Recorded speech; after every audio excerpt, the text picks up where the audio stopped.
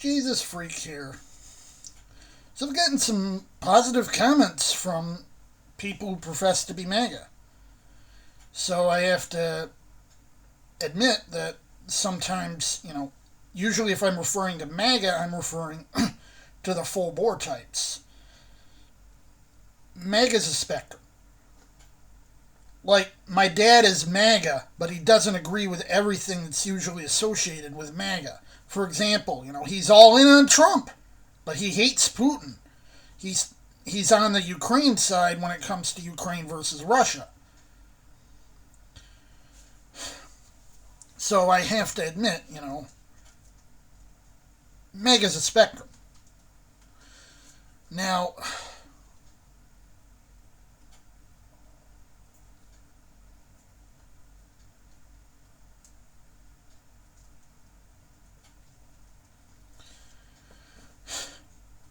yesterday I was gonna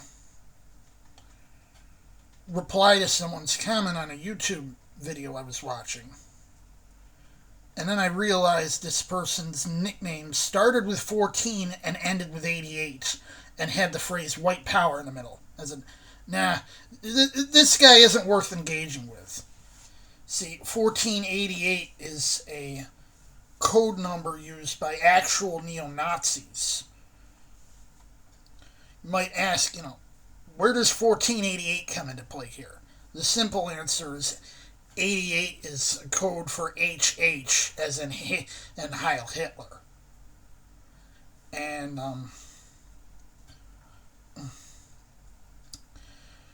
14 words.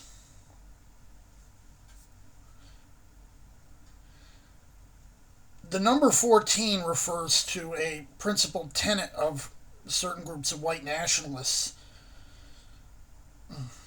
that reads, "We must secure the existence of our people and a future for white children."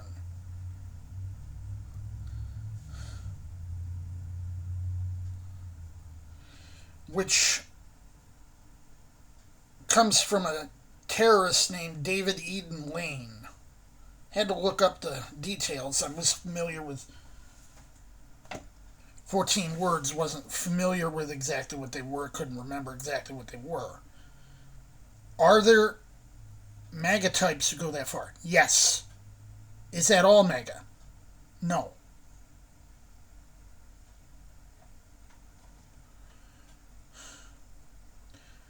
It is, however, something you're likely to see a fair bit of in more hardcore MAGA circles. I'd say if you start seeing stuff like that, like 1488, you're dealing with people who go beyond MAGA and are actually, Nazis.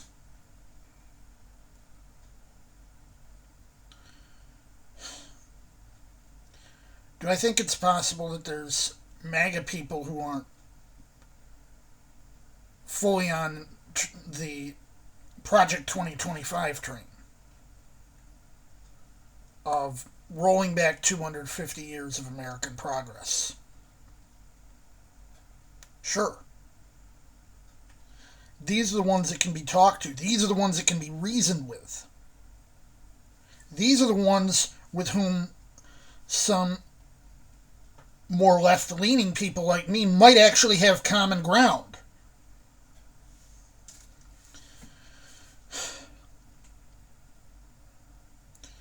You see, people like me are hurting, and people like them are hurting, and some of them are actually really close to figuring out what's going on. We can agree that there's a group of elites who are trying to, destroy everything so they can have it all. That's where sometimes people can go off the rails. And I'm not going to say this is just a right-wing thing. I know there's left-wing people who think that the reason everything's going wrong is because of the Jews, George Soros, and all that. That's not just a right-wing thing. It's just that when people on the left hear one of their own saying it, they're like, you're crazy.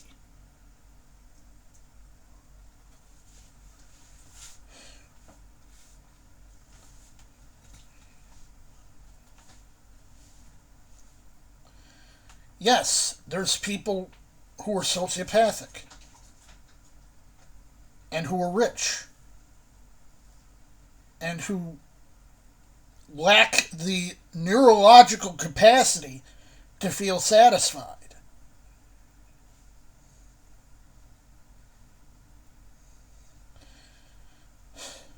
I've mentioned the saying before, if you found a clan of gorillas and one of them was hoarding all the bananas, you wouldn't say, hey, oh, there's something special about this gorilla. You'd say, what the heck's wrong with this one?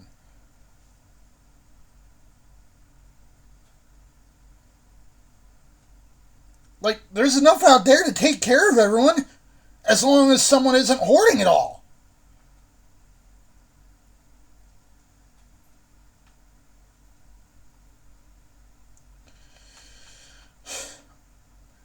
My analogies.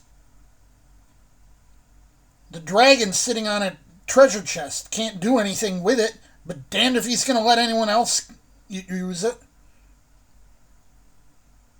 Or the dog in the manger, which apparently goes back to Aesop and appears in an extra canonical gospel.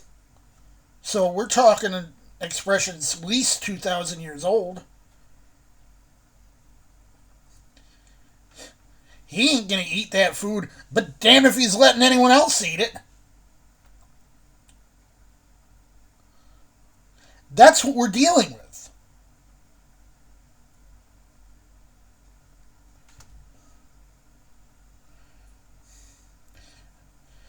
And I've seen this mentality. We gotta stick up for each other because no one else is gonna stick up for us. This is something that, on my side of the political aisle, we've understood for decades. I got friends who got my back. But they don't got much more than I do.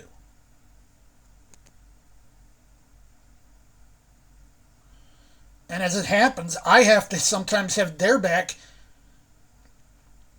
because I manage my resources better.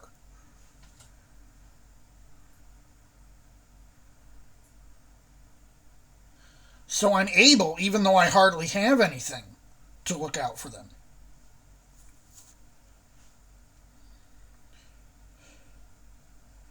When you go up to people who are, millionaires, billionaires, they aren't helping each other out except, in their own self-interest. Altruism doesn't happen that way.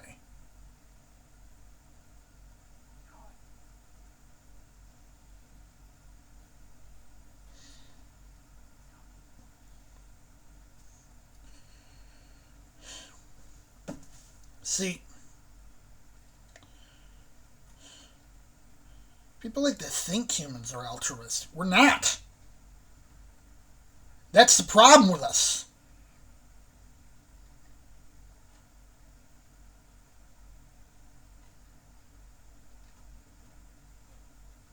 Jesus, freak out.